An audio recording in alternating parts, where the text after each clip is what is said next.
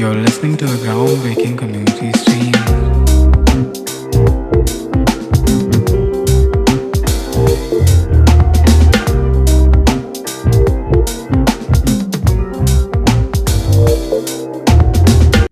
Hi, this is Q live and direct from the Psyche Lab studio. I hope you're having a great time ending 2022. And if you're listening to it a little later, wish you a great 2023. I wish you all great support, health, and success. We had a lot of learning in 2022, a lot of reality checks, and a lot of positives to move forward. We are also working on a weekly newsletter about design and creativity in general. If you have some ideas or inputs about that, or if you have any feedback about the podcast, shoot me a mail mentioned in the podcast description. For this episode, we have Carla Traini. She's a design director at Frog based in Amsterdam. She has worked with luxury brands like Ferrari, Louis Vuitton, Chanel, to consumer brands like Nespresso and Phillip Morris. She's a champion creative, always making a sustainable system around her with setting up a right culture where creativity and innovation can thrive. She's a person always keeping a positive outlook and always striving for excellence. We'll be talking about her journey, working around the globe, making an impact with high-level creative teams, and what it takes to be a leader. Hi Carla, how's it going with you? I hope it's a good morning there. Very early Yes, morning. yes, I'm fine. I'm good. Here in Amsterdam is quite cold today. Is freezing. We are at negative temperatures, but staying inside is good. Yeah. How was your weekend? It's a Tuesday morning, and how's it going with you? How's the workload like? Yes, all good, all good. So far, yes. It's the last week before the Christmas break, so it's getting hectic, but in a positive way. We are looking forward to some rest and seeing our families, going back home. So it's very festive. Is it like the best time for you of the year?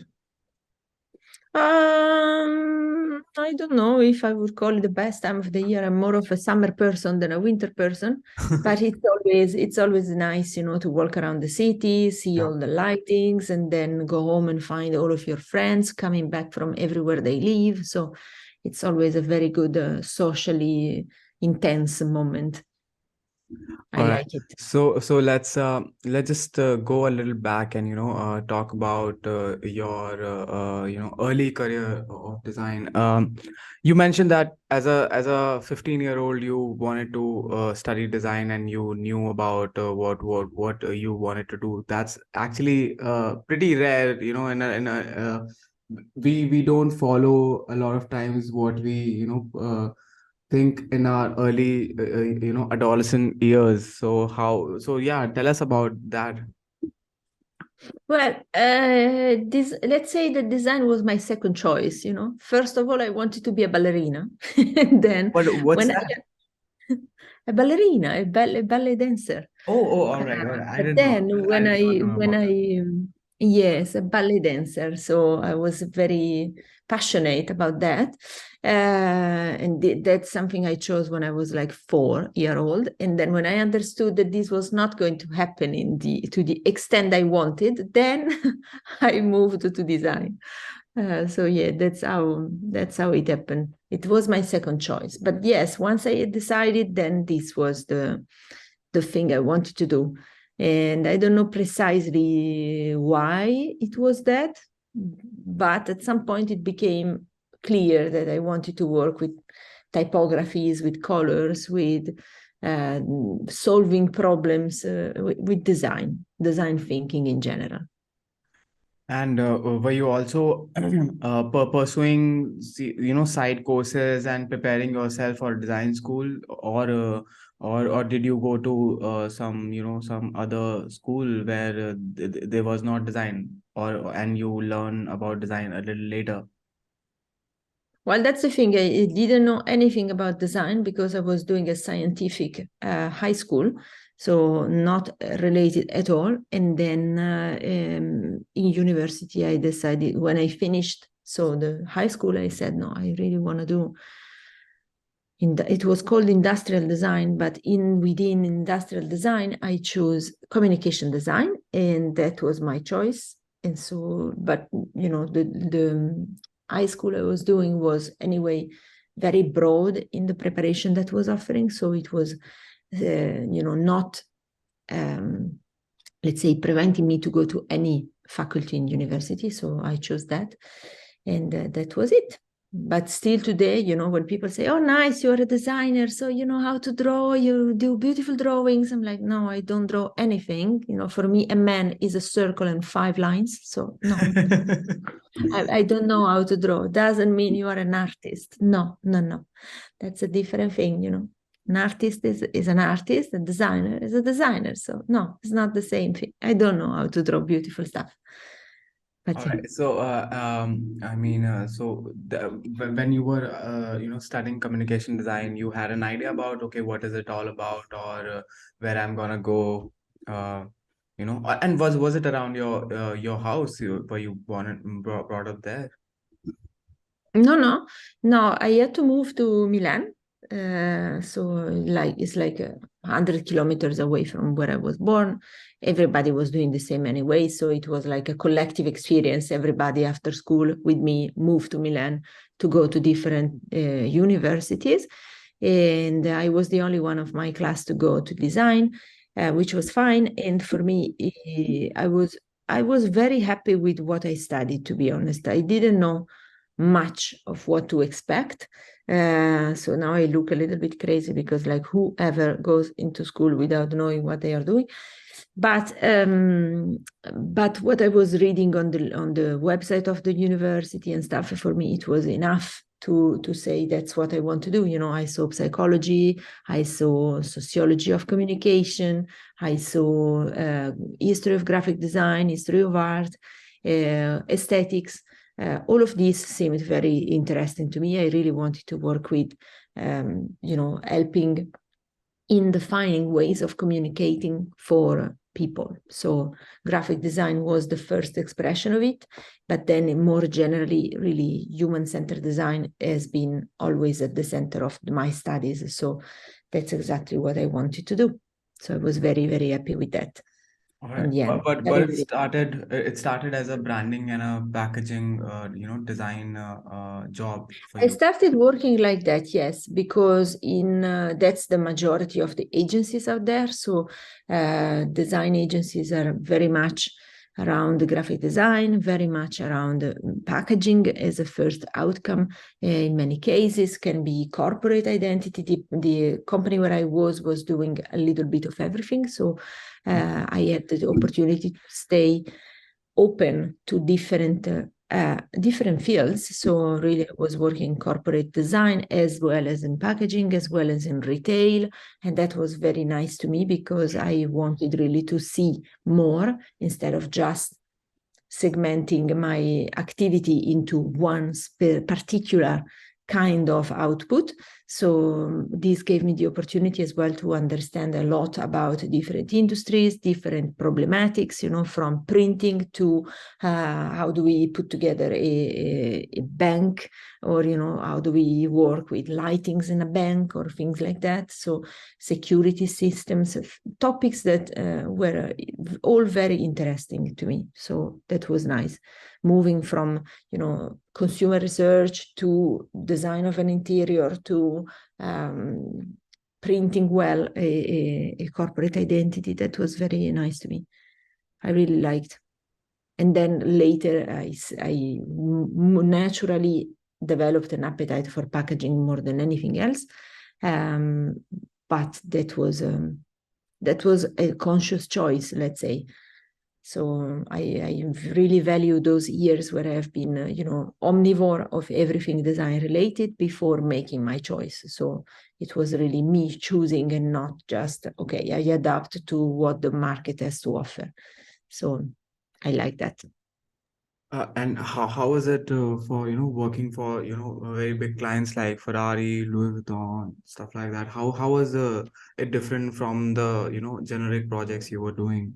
Was it the sensitivity or what? Well, working for a luxurious brand or for more mainstream brands has its ups and downs.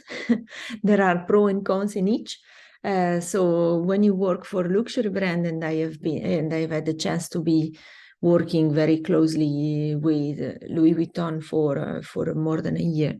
So you have access to very wonderful materials, to leather and different kind of precious papers and finishes that you never have the money to use when you are working in FMCG. So you work with the best printers ever, so you can try laser cutting and embossing and cravings and stuff. Really beautiful things. However, to me, at least, it was a lot about aesthetics, and it was sometimes lacking some purpose or a specific strategy that you wanted to bring to life in your artwork. So at the end of the day, I was missing this. Okay, but what are we trying to say here? What's the message, besides the wonderful papers and the color that are most of the time dictated by the products? So like if the wall pret-a-porter collection is in those colors, then we have to use the same colors. Okay, it's a little bit, giving already a guideline, but without giving a message with it. So it was always a little bit, for me, lacking strategy and purpose, and it was very long hours of work. And then if you work for more mainstream brands, let's say in an agency that works mainly with those brands, the downs is that sometimes, quantity comes before quality, the quality of execution. So that same exigence for the minor details to be perfect, I couldn't find this anymore working with many FMCG brand, and that's something that for me is a little bit a pity. But on the other side, you have lots of insights. So you have access to lots of consumer insights, lots of interviews. You can really work on a strategic long-term planning with the company. And that's also what I like the most. So giving a sense, really proper meaning to what I'm doing. And then seeing this represented in pieces of packaging, or anyway in a brochure, in a website, in an experience for the consumers. That's the thing that I was liking the most. Still lots of hours of work in both cases, but so yes, these are the differences that I noticed between the two domains, let's say. Yeah, I mean, pretty interesting. I mean, I definitely love these brands you have mentioned. Um, do you think that these luxury brands solves any purpose usually, other than their hype in the market? I think that genuinely there is a message, but I don't know. It depends, I think, on who is the creative director of the company. In general, yes, there is a message. Maybe it's more explicit in pret-a-porter collections, because it's more visible. It's a collection of things that come on the catwalk all at the same time, so it's more evident what will be the message. I don't know, we see in Balenciaga, their shows are quite explicit in what they want to say. Yamamoto was also very, very clear what he was communicating. Or take Versace, sometimes it's also quite clear. Dolce & Gabbana has a very clear Italian heritage from the south of Italy that's extremely clear in every collection. There are some underlying strategies for each brand, but that comes to life in one specific output, and then the rest. So typically the design associated to that is not forcibly driven by the same values, is more driven by maybe respecting the heritage of the La Maison. So in the case of Vuitton, it was really a lot about using their assets. So the signatures, the flowers of Vuitton, le damier, so the cross, the crossed pattern with all the different squares of colors. These were really the main asset we had to play with. So yeah, it was a little bit more difficult, let's say, to come up with a strong message around something, because it was a graphic design was accompanying something else that was already designed to follow a strategy. So the handbags were already designed in particular collections. The same goes with the jewels. So what I was doing was supporting the work, the strategic message of somebody else. So, and for me, it was a little bit frustrating not being able to bring my message into what I was doing. So, yeah. Yeah, I mean, I can definitely imagine the process that they go through and the hierarchy they follow in order to, select a design or select a piece. Uh, I mean, I'm just, I'm just curious with, with the kind of work you're doing. You were doing at CB's Design Solution, I think the name of the brand you were working. Or was it the agency, right? It was the It's agency. the name of the agency. Mm-hmm. So, do you think that a person like you has an unfair advantage because you were born in Italy and now working for a luxury brand because you were exposed to all these big brands at a very early age, or being in that environment, or compared to a person who's maybe coming from a third world country, for example? So, do you think you had an unfair advantage with the aesthetics, with the information you had, and all the awareness about the products and fashion trends even? I don't know. Maybe my only advantage was that my mom was a tailor. So maybe that was an advantage. And she was working for those brands before I worked for those brands. So I have been familiar with, different fashion brands because of her work. And maybe that's why, that's where some of my creativity comes from. I don't know. But yeah, I don't know if it's an unfair advantage. I think that our cultural background shapes the way we consider things anyway.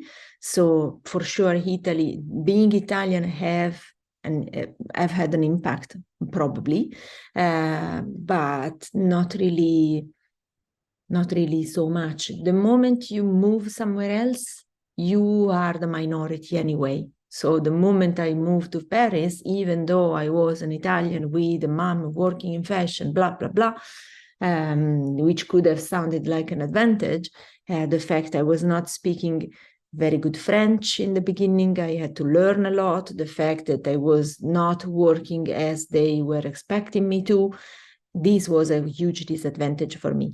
So even though my past could have been an asset to spend in that situation, resulted being a disadvantage. First, because I was a woman. Second, I'm still am, because I am a woman. Because I'm coming from another country. Because I don't speak well. Because everybody was doing their mood boards in a specific way and I was not, then voila, you are automatically different and not forcefully for the better in their eyes. So in reality, it has not been an advantage. Let's put it this way. No, not really. Would have been, but All right. I mean, yeah, I've been reading a lot about there's this book named Unfair Advantage, and I've been reading about these the extracts and the stuff inside it.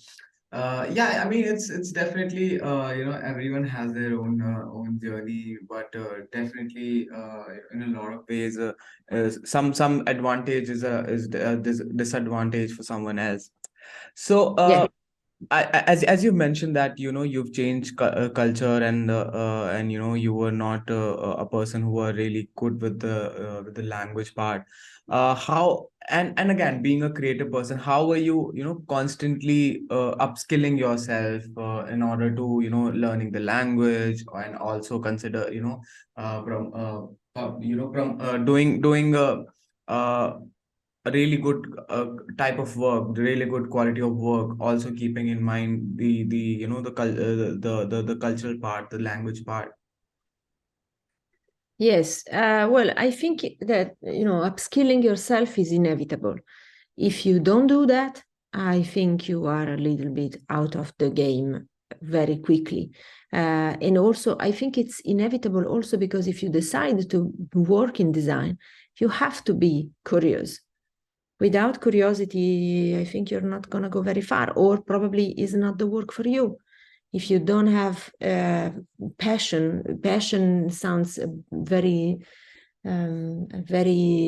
standardized word nowadays, so it doesn't mean a lot. But really, the moment you enter if you have an appetite for design, the moment you start working and you enter in, but even the moment you start studying, even before working, as soon as a teacher mentions a graphic designer or a product designer or whatever sort of designer, you're going to immediately go and Google this person and see their past, see what they have done, possibly try to buy something from them, even just a book, or start reading, or going on the internet and finding documentaries and blogs and things that talk about this person, go see an exhibition, and this goes on and on like that. So I think it's inevitable to upskill yourself, because then you start developing, as for everything, you start developing your own criterias for what you like and what you don't like, and then you keep on growing around those pillars. So if it's typography, then voila, that's where your major passion is going to go. Still, you can design everything else, but typography is your specialty, or it becomes curiosity for now creative artificial intelligence, or that I see a lot more people interested in what we can generate with an algorithm right now, beside images, also text, also conversations with the machine. There are a lot of things. So I think it's really important. It doesn't have to be very qualified. I mean, it doesn't have to be that upskilling yourself means forcibly get a training somewhere in an institution and pay money for that. To me, also very spontaneous interest and self-built instruction is also important. Start from a solid base in university, or from a solid training in design for sure, but then go your own way and find the people that you like and follow them and learn from them, and then share and find your own community. That's really the word.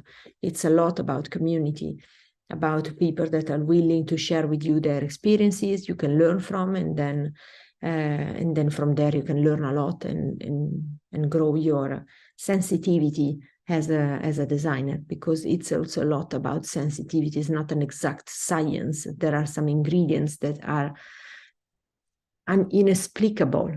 How do you define what is a nice composition? Which kind of combination of fonts and colors and shapes on a page works better than another? Nobody can teach you how to make something beautiful. You can learn by yourself, following the people that you think have a beautiful visual language, and then little by little put on the side, okay, those colors combination are nice, this works better, look how nice this is, look how impactful this is, and then you have your own library of things you consider beautiful or that you would like to do one day. And then when the day comes, all of those things will come to your memory and will be available for you to use, not to copy, but to be inspired from. So you will have your own source of inspiration. But the more you see, the more you learn, the more you read, the more you learn. And then, it stays, sits somewhere in the memory, and then comes back when it's useful. Yeah, I totally agree with that. And also, also agree on the part where you mentioned how much community is important. Because, a lot of times we are just in our bubble, and, we don't think that maybe upskilling ourselves is maybe not important. But as we are moving forward, different technologies coming, AI is coming, definitely, one can be replaced if we don't have enough value. How do you think about that motion? Do you think that this AI thing is gonna impact a lot in the design industry, or what do you think about it? I think it is. Yes, I think it is. I think we are at the beginning of something revolutionary, that we don't know yet. We don't know the power yet. We haven't found a purposeful way of using it either. So I think it's the same story with the metaverse. It's very intriguing. There is a lot of opportunities there. It's all a connected topic. What, for example, the blockchain can do also in terms of design and property of the art craft, and then what comes with creative artificial intelligence. I think we're just scratching the surface. We're just starting to play with those tools without a particular intention. And that's sometimes what we do as human beings. We start into something without knowing why. And then the moment we will figure out a why, then it will be really taking over. But yeah, for me, there is a huge topic here that we are just starting playing with now. And how do you think one, it's there's a lot of anxiety in creatives, when they see the kind of results AI is able to produce. How do you think that one can be a little invincible in terms of, not get replaced by a computer? Oh, I think, I don't know, I think we are scared about nothing in reality, because again, I think it has been the same the moment, Illustrator came in.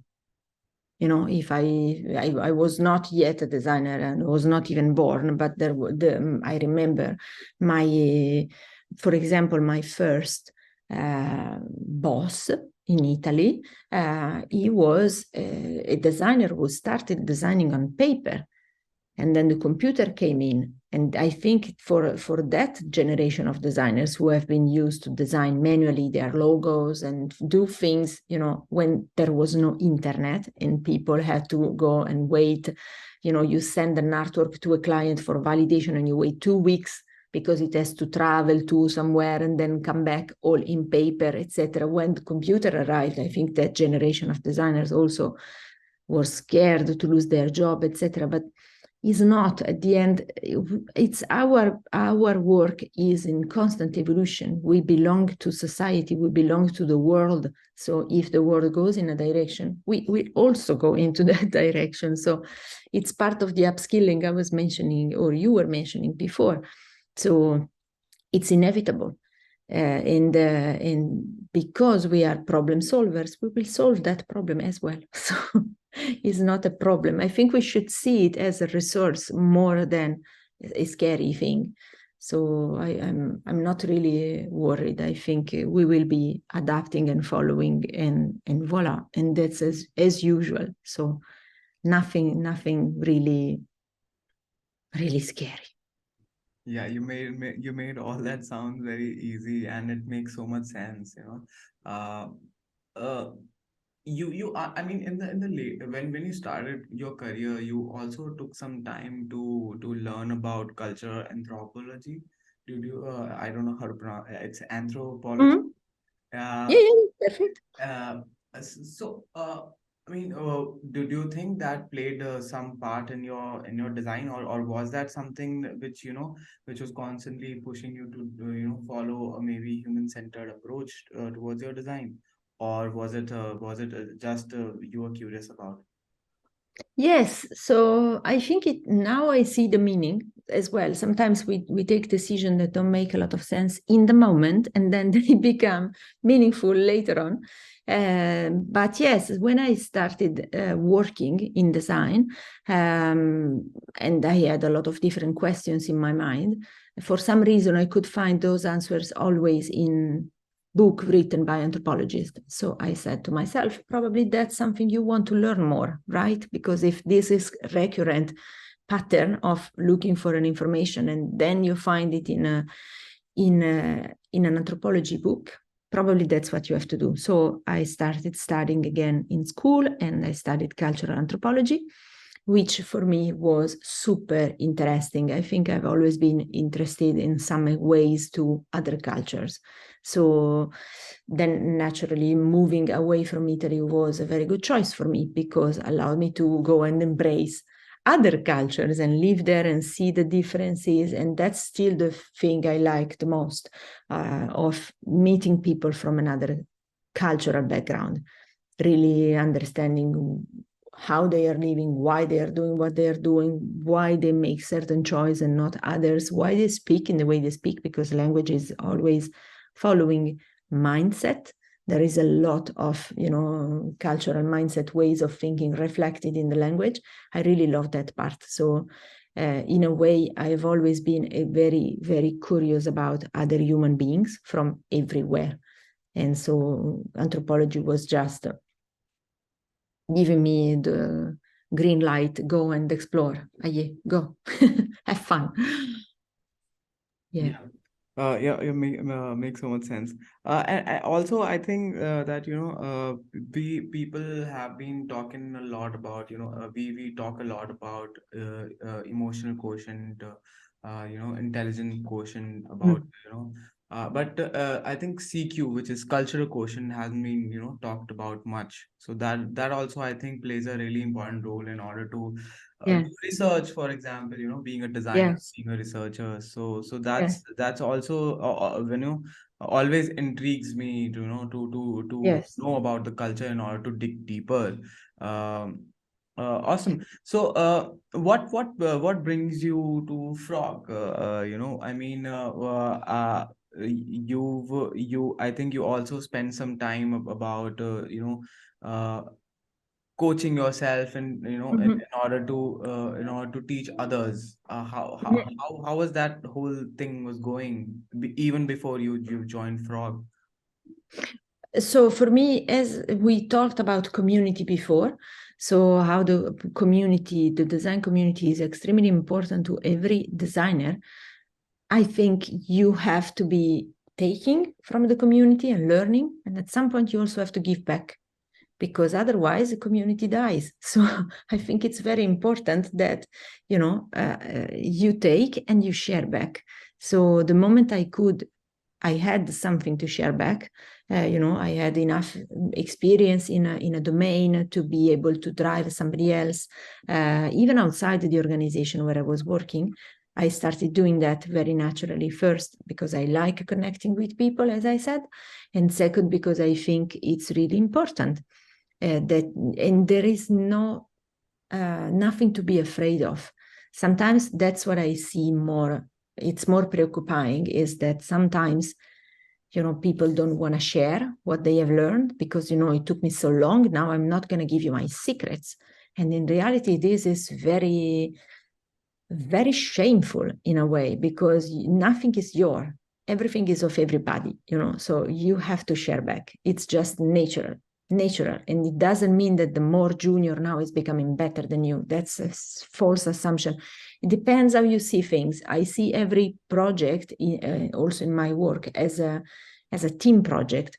So if we do well, let's remember who we are working for. It's not for myself, it's not for yourself, it's for the customers in the end, it's for our consumers.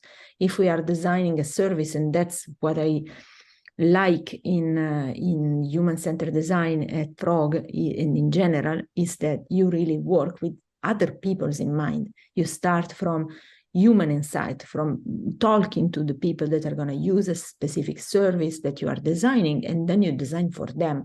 So there has to be a selfless attitude in the way we work in design, and that's the only way I could work. So I don't like companies that are very egocentric.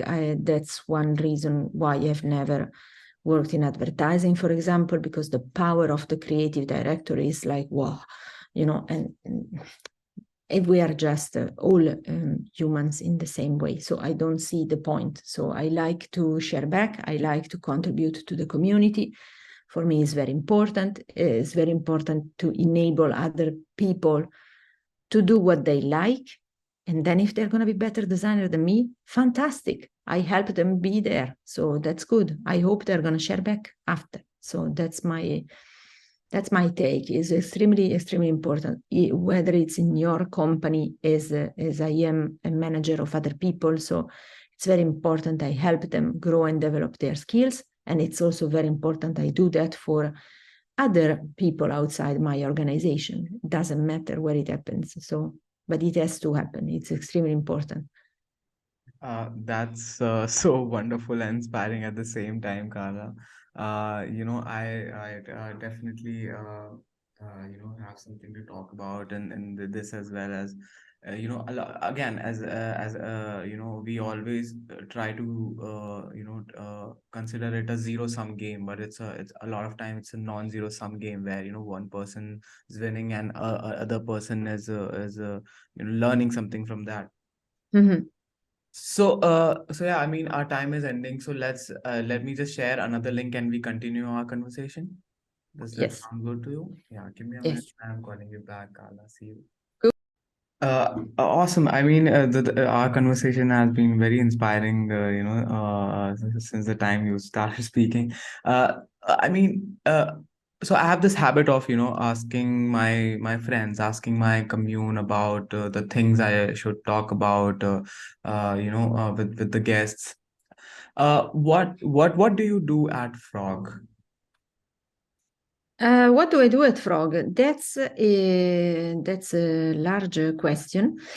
So at the moment, I am a director of the design team, which means I have a lot of fun working with my team on projects. And the team here in the Netherlands is still growing. We are about a little more than 20 designers. So I like a lot working with them. And, as I said earlier, helping them growing and becoming who they want to be, enabling them to have, helping them finding their role, their position. It's a very multicultural team, which I love. So going back to my background in anthropology, I really like that, working with different cultures and finding ways of communicating with each other that are successful and still respectful of everybody's background. And then I work as well a lot on new business and defining really the culture of the studio, defining our own rituals, the things that we think are important as a team, things we like, things we don't like. And then, of course, there are some other, for me, less fun moments. For example, when it comes to management, everything is more managerial, and all the duties I have in that area are a little less fun. Let's put it this way. So I enjoy much more the work on projects and the work on team management than I do enjoy financial management. Yeah, it makes sense. I mean, when I imagine your position, I mean, it can definitely be very, very difficult because again, the people who are already in your team are brilliant themselves, are brilliant creative themselves. What is your approach to manage a team, and identifying action-oriented steps, to in order to get the best output, considering that the people you have in the team are already, out there, already have that level. So how do you consider all that in mind and manage them? So to me is extremely important. I would say one phrase, which is know your team and know the work. That's to me are the two important things. You cannot manage. So there are some managers that know everything about the work, about what needs to happen. They know the processes very well. They know the industries, they know the clients, but they don't know anything about their people, or they don't take enough time to know their designers, their people. So in the end, you cannot help them grow. If you don't know what they like, if you don't know where their passions are, if you don't know what they are struggling with, you cannot help them grow. So that's, it's not going to work. On the other side, there are other managers that know everything about their people, but they don't know anything about the work. Or they I don't know, maybe they are new to the field, or maybe there is something like that, or maybe they don't have enough culture in the field, and so they cannot help properly their team to become the best version of themselves. At least that's the expectation, that's the hope always of a manager. So you cannot do that because you don't know enough about the field. You don't know where to direct them. You don't know where to, where they can learn more. Exactly. So it's a little bit. So I think the good balance sits in the middle. You have to know your people, and you have to know the kind of work, the industry where you are. Yes, the challenges that are there, so you can really make the best as a manager in driving the team and driving the business at the same time. And I mean, on a personal note, I never, never agree with this word name manager. I don't think that maybe we should call them leaders. But again, Yes. because I don't think that you should need managers to manage people. You should have a system which is sustainable. But again, that's what I think personally, especially in the Yes, design world. What do you think about that? absolutely. Absolutely, yes, I totally agree. I think at some point you still need to have somebody. Leader to me works better than manager for sure, but at some point you need somebody that takes decision for everybody else, because I see this as well.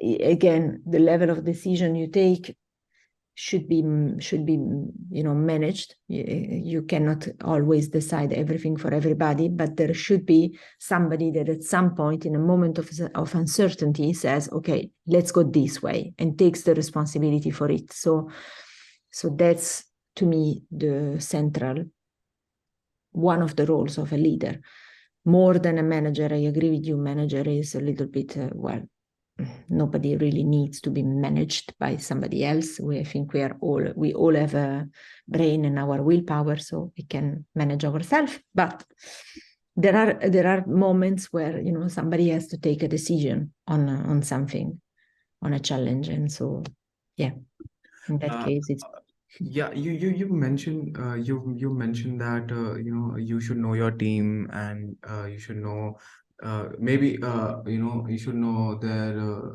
their process and how they work, so that you can make the most out of their crafts. What are what are the strategies, or I don't know, what are the behaviors you follow in terms of getting the most out of your team in order to understand, are these the workshops you mentioned about in our chat, or your daily life, daily routine? Because again, as you've also mentioned, that it's not a place where you would go to office daily. no, exactly. But so we have put in place a number of rituals. To me, it's important to create some moments where everybody can speak. So we do some collective experiences, let's call it experiences, but collective activities better. Voila. Some activities together where everybody has the opportunity to speak up. And that's important, because in the end, you have to create a space for them to express collectively and then singularly. So I also have moments one-to-one with them, with every single designer, every 2 weeks. We sit and we discuss together, how is it going, what they're working on. And they are very, very free to express what they feel, things that are going well, things that are going less well. And I really don't hesitate in asking them feedback on myself as well, because, I'm not perfect. I'm just a person, so I can make my mistakes. I may have misunderstood something they said one day, and then they are still bothered with this. So I think it's really important for me as well to be humble in the way I interact with them, and be willing to listen and not always talk, and then be open to feedback, because again, I'm not perfect, definitely not. So I want to hear from them. How can I support them better? What they were expecting and didn't happen tells a lot as well about the way they want to be managed. So I can have my style, but maybe they want somebody with a different style. So I have to be open to, we have to find each other midway. So that's very important to me. Communication is important, and in many companies, also in my past, this was the number one problem: unavailability of your leader, and unclarity in the communication, or lack of communication, or things, notions are not given, are not transferred, and then everybody feels lost, or they don't see the purpose, they don't see the vision behind the decisions, and this makes them frustrated. I think we have to be, is again a matter of community. That's your community for the time you work in a company. So the more you enable everybody to understand, to follow, to embrace the process, even especially in hard times, as it was during COVID, and after now, with the recession going on in Europe is quite evident. You have to keep this conversation very clear, very honest, very open, because everybody needs to understand. Everybody wants to understand and needs to understand. I take decision, they also have to be able to take their decisions if they want. So I think that's that's important. Yeah, I mean, a lot of times it's just a very basic things, very basic things in order to get make the most out of your team, and even to the client. Uh, I mean, we've been talking about having a community around us in order to constantly constantly create, constantly upskill ourselves. Uh, a lot of I mean, this is a time where a lot of freelancer, a lot of independent designers also are coming up. How much do you think the role of a community is important for them, and maybe how they can keep up with their they're working in isolation, because maybe they are not in a position where they can work at their dream agency, and they are maybe not around the best people where they can constantly educate. How do you think that we can break this isolation in order to constantly upskill, and also have a in order to have a community around? How much do you think the all of it plays a role in this whole game? That's I think it's very difficult. I think it's very. I mean, I tried to be a freelancer for a bit, and I did, but I quickly came back into companies, because there are too many things you have to do as a freelancer. You have to create your business. You have to. I think they have to be on with the foot in many different areas. You have to create your network to find new jobs. You have to be connecting still with the design community, because still you have to learn and do stuff. I think it's a lot of commitments in different areas, and personally I'm not able to do all of this. Remember, I said I ate everything is more management duties. So I don't want to deal with that part, with the fiscality, with all of this, blah, blah, blah. This, takes too much energy away from me. So I think it's important for them the community is even more important, that they have a solid design community, and that they keep themselves updated on what is going on. Because the most essential part to me of being in a company, in an organization, Frog is a fantastic example for that, is the incredible community of designers around the globe. All the studios are very well connected, and we really share an amount of information that is just incredible, even overwhelming sometimes. But how many things do you learn from the other? everything. You learn everything from the others at some point. So you have to have those others around you, those other people. So if you are a freelancer, it's even more important that you have a stable community of people in the same practice around the world or around you where you are, that can feed you with those new informations, new trends, etc. You have to find your channels and stay connected to those, and keep on being curious, investigating and discovering from those other people.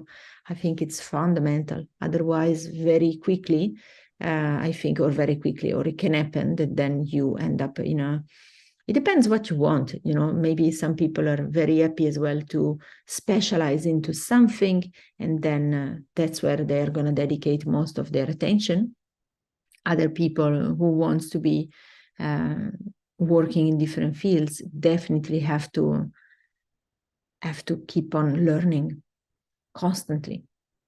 I'm just curious about that part you mentioned, that all around the globe, Frog keeps in touch, and they talk about different things and ideas. What are the processes they follow? Is it like is it like a weekly thing, or you have like a or you have like projects where two countries are collaborating? Just curious to know how this system works. Yes, it's an extremely active community, the One Frog. It's impressive. Sometimes it can be even overwhelming for somebody that comes in for the first time, because there is really a lot happening, and it's really the perfect example of people who wants to share what they are doing, and for the sake of collective growth, not just for the sake of their own success. I think that's very refreshing, finally, because there are plenty of community of practice into the group, and can be around different topics, can be accessible design, can be sustainability, can be many, and that are driven spontaneously by other frogs around the globe that have a particular passion for that topic, and decided to invest their own time into researching around that. And then we have some global shares every month, depending on the communities, but every month in general we have an update from that group around what they have discovered, where their attention is going at the moment, which are the hot topics on the table, and it's extremely powerful. It's extremely powerful. So yeah, to me this is the super valuable for everyone in the company. So yeah. I've realized one thing, that you are a person who loves to share and constantly you're inspiring others by inspiring yourself. This is what I've noticed with our multiple calls.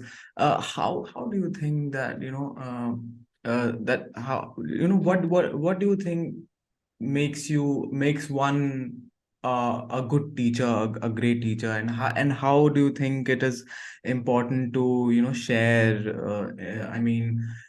Let me put it this way. What do you think about value of sharing in general, and how one can be good at that?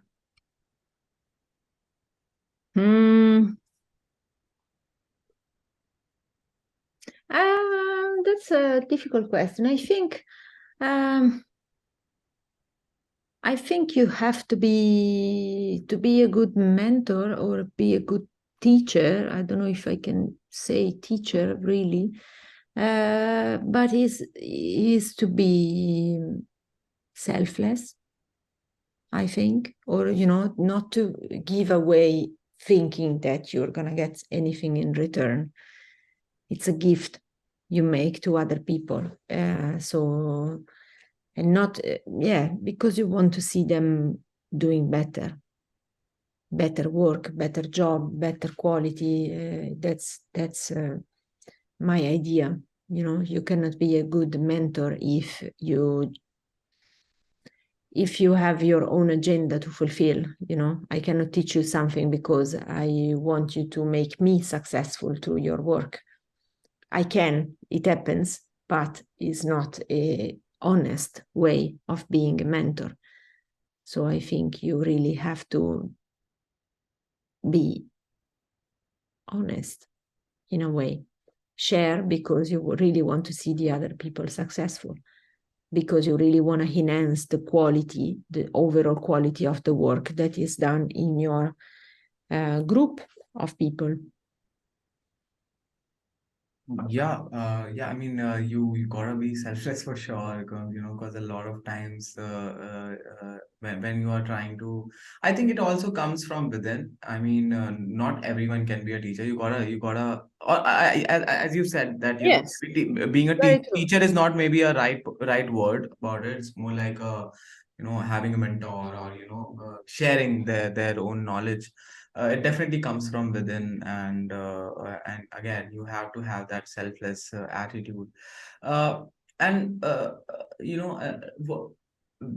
at the stage where you are right now, what are your major concerns on a daily basis as a director of design? And from the outside, it definitely looks very sensitive. You are playing a very, very important role into a lot of things. So how does your inner self constantly pushes you to be there, and to do justice with the kind of work you're doing and making an impact with where you are?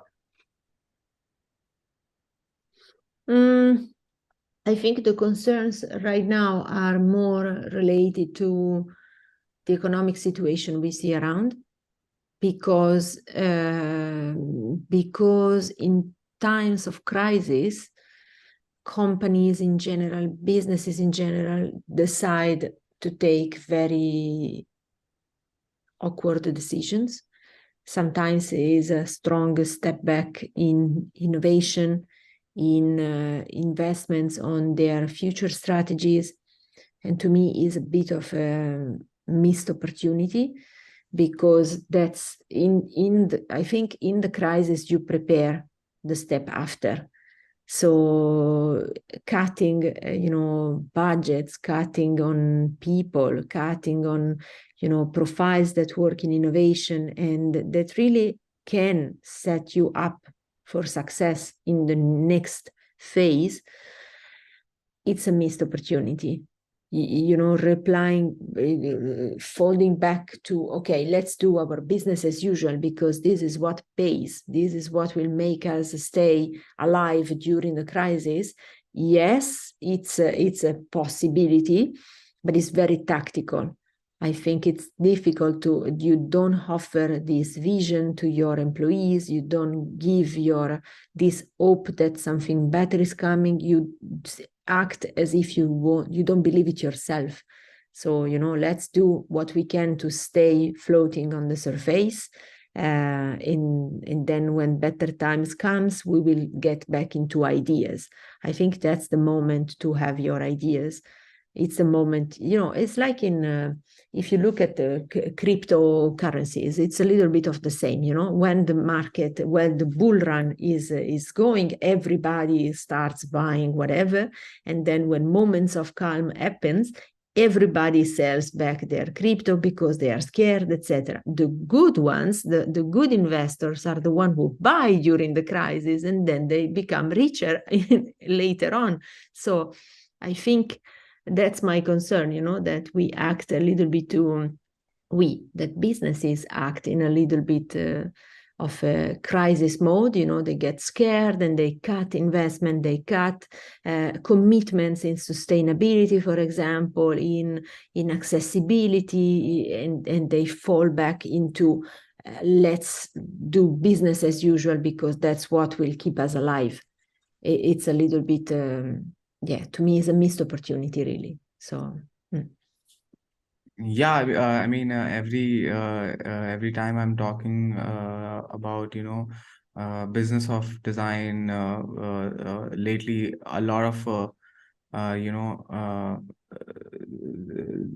a lot of the things are happening, which is in terms of business, where people are getting laid off and things around that. It's also it's also affects the people who are trying to affect people, for example, in my country, who are trying to go abroad and had a job opportunity. So it's definitely a very anxious phase. How do you think that one can cope up with this whole scenario? It's this constant anxiety of, oh, I won't get hired. Oh, I can, what happens if they lay me off? How do you think to fight? How do you think that one can fight this battle, with fairness? I think quality always wins. So if something is done what I mean by that is that if you have a business that delivers quality as a company, you will still be relevant, because quantity is not enough. You can produce a lot of things of very poor quality, and then customers, get disillusioned and don't come back to you. Or we can produce less, but of better quality. And same goes for design. So you can be a designer willing to work on quantity, and that's it, which is okay. But then naturally, you're going to be working with certain businesses.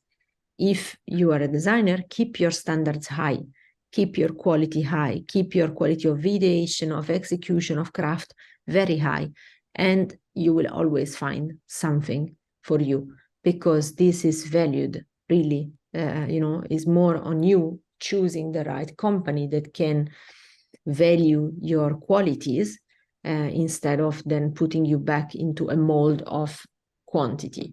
So, but I think that if you keep your standard high, whether you are a designer or whether you are a business owner, and you keep this quality there, you keep this quality of service, this customer service there, business is still gonna go, it's still gonna run.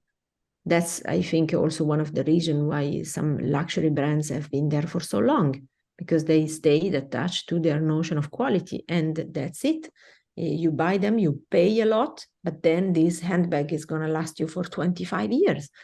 There are handbags, that you can, as a woman, you can inherit from your mom, that maybe was, she wore for 15 years, and now you wear it for another 10 years and it's still perfect. So I think if you work in that level of exceptional quality and care, and really care, that's how I would call it, even more than quality is really care, then you will always find a place that's willing to work with you.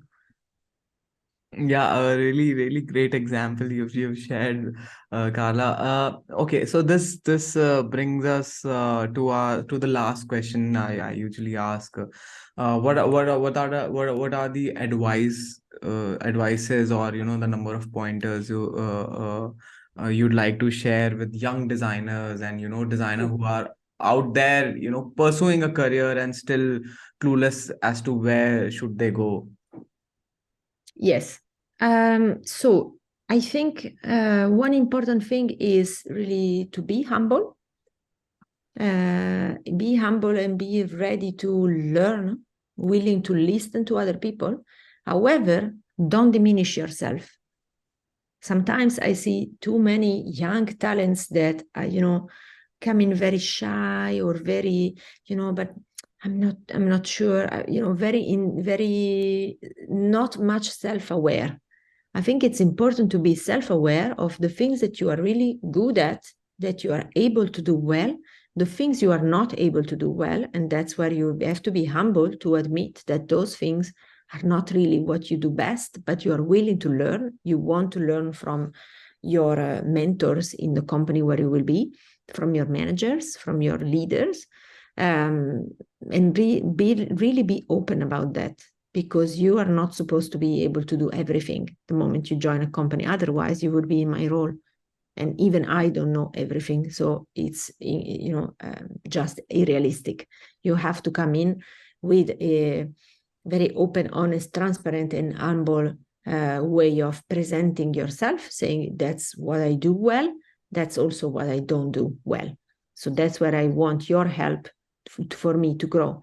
So you also have to learn something you have to learn something from a company. You don't have to come with, all the knowledge. I know everything about everything. That's never true, especially from a junior talent. So that's, of course, it's voila. And then I think you have to be still very proud of who you are and where you come from, because that's a source of inspiration. So if you are coming from another country and you are presenting yourself in this new context, it's not a minor. That's a plus that you bring with yourself. You are here to learn even more than a normal people. If you move country, you are there to learn a new language. You are there to learn about a new culture. You are there to learn about everything. But these sometimes make you feel all very small, very little, like I don't know anything about anything. That's not true. You have to be proud of who you are and where you're coming from. Your past experiences are extremely valuable. Your cultural background is extremely valuable, and influence infuses your work in many different ways. This has to be, you have to cherish those origins instead of trying to erase them in favor of the new culture where you are, for example. And then I think most important thing is really find good mentors that you can trust for yourself, whether it's in that company or it's in the external community, maybe somebody you have back home, doesn't matter, but find a good group of mentors you can ask questions to. You can be really honest and blunt about stuff with them. That's important. Yeah, I super agree with whatever you said. It was an honor to talk to you, Carla, and thank you so much It was a pleasure for me. Very, very good chat. Yeah, I hope to see you soon. Have a great day. Yes, thank you very much.